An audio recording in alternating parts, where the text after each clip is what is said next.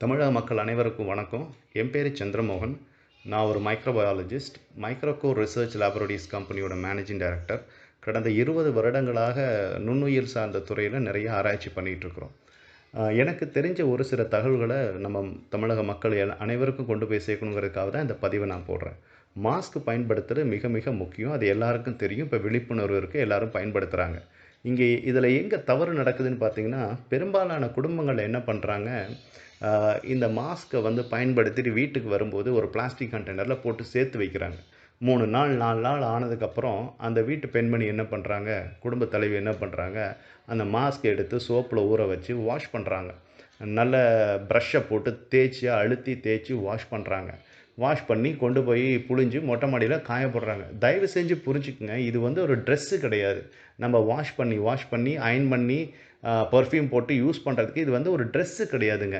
இது வந்து நம்மளை பாதுகாக்கக்கூடிய ஒரு கவசம்.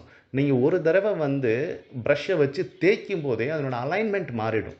உங்களுக்கு எளிமையாக புரியணுங்கிறதுக்கு சொல்கிறேன். ஒரு குண்டூசியோட நுனியில் 2000 பாக்டீரியா ரொம்ப கம்ஃபர்டபுளாக இருக்கும். அந்த பாக்டீரியாவை விட ரொம்ப நுண்ணிய அளவில் இருக்கக்கூடியதான் வைரஸ்.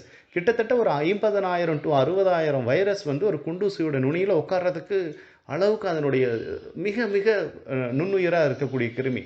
ஸோ இதை நீங்கள் போய் துவைச்சி காய வச்சு மறுபடியும் பயன்படுத்துகிற மிக மிக மிக மிக தவறு. சாதாரணமாகவே ஒரு சர்ஜிக்கல் மாஸ்க்கு நீங்கள் பயன்படுத்துகிறீங்கன்னா 4 மணி நேரம் 5 மணி நேரம் கழித்து பார்த்தீங்கன்னா அதில் ஒரு மைல்டு மாய்ஸ்சர் ஜெனரேஷன் இருக்கும். ஏன்னா நம்ம ஏர் போகுது, ஏர் வருது, மாய்ஸ்சர் இருக்கும். அது அந்த மாதிரி மாய்ஸ்சர் ஜென்ரேட் ஆகும்போதே அந்த மாஸ்க் லைட்டாக வெட் ஆகுதுங்கிற ஒரு கண்டிஷன் வரும்போதே நீங்கள் மாஸ்க்கை மாற்றணும். 4 மணி நேரத்துக்கு ஒரு தடவை 5 மணி நேரத்துக்கு ஒரு தடவை மாஸ்க்கு மாற்றணும். தயவு செஞ்சு ஒரு ₹4 ₹3.50 காசுக்கு வந்து சர்ஜிக்கல் மாஸ்க்கு மொத்தமாக வாங்குகிற கடையில் கிடைக்கிது. ஒரு பாக்ஸ் வந்து 100 மாஸ்க் வந்து ₹300 ₹350 கிடைக்கிது. அந்த மாதிரியான மாஸ்க்கை வாங்கி பயன்படுத்துங்க.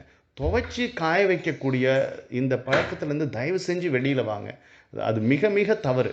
அதனால தான் வந்து வீட்டை விட்டு வெளியிலே போகாத குடும்ப தலைவி, வீட்டை விட்டு வெளியில் வராத குழந்தைகள், இவங்கெல்லாம் பாதிக்கப்படுறதுக்கு பெரிய காரணம் என்னன்னு கேட்டிங்கன்னா, இந்த மாதிரி மாஸ்க்கை வந்து நான் சொல்கிறது பொய்ன்னு நினச்சிங்கன்னா, நீங்கள் உங்கள் மொட்டை மாடியில் ஏறி நின்று பாருங்கள். மாடியில் நின்று அக்கம் பக்கம் எல்லா வீட்டையும் பாருங்கள். நீங்கள் டெஃபினட்டாக ஒரு 20 வீடு பார்த்தீங்கன்னா, அட்லீஸ்ட் ஒரு 5 வீட்டில் பார்த்தீங்கன்னா, மொட்டை மாடியில் மாஸ்க்கை வந்து கிளிப்பு போட்டு காய வச்சுக்கிட்டு இருப்பாங்க.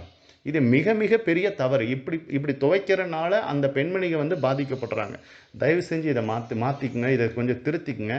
மாஸ்க்குக்காக நம்ம செலவு பண்ணக்கூடிய பணம் வந்து நம்ம உயிரை காப்பாற்றக்கூடியது. இந்த மாஸ்க்கை எப்படி டிஸ்கார்ட் பண்ணணும்னா, ஒரு பாலி பேக்கில் போட்டு நீங்கள் கட்டி வச்சுட்டு மாநகராட்சியிலேருந்து வந்து குப்பையெல்லாம் கலெக்ட் பண்ணுறவங்கள்ட்ட நீங்கள் சொல்லி கொடுத்தீங்கன்னா, அவங்க அதை பாதுகாப்பான முறையில் கொண்டு போய் அதை எப்படி வந்து டிஸ்கார்ட் பண்ணுமோ அதை அவங்க டிஸ்கார்ட் பண்ணுவாங்க. இந்த மாஸ்கையும் அங்கேயும் இங்கேயும் கண்ட இடத்துல போடுறது மிகப்பெரிய சமுதாய குற்றம். அதுவும் செய்யக்கூடாது. கிளாத் மாஸ்க் போடுறது எதுக்குமே பிரயோஜனம் கிடையாது. நான் சொன்னேன்ல, வைரஸ் எவ்வளோ ஸ்மால் சைஸில் இருக்குன்ட்டு. கிளாத் மாஸ்க்கில் எந்த பிரயோஜனமும் கிடையாது. பெரும்பாலும் மாஸ்க்கை நல்லா பயன்படுத்துகிறவங்க, மாஸ்க்குக்காக செலவு பண்ணி பயன்படுத்துகிறவங்க பெரிய காம்ப்ளிகேஷனில் போய் மாட்டிக்க மாட்டேங்கிறாங்க. இந்த எளிய முறையை வந்து நம்ம பின்பற்றணும்.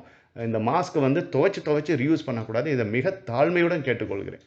நன்றி, வணக்கம்.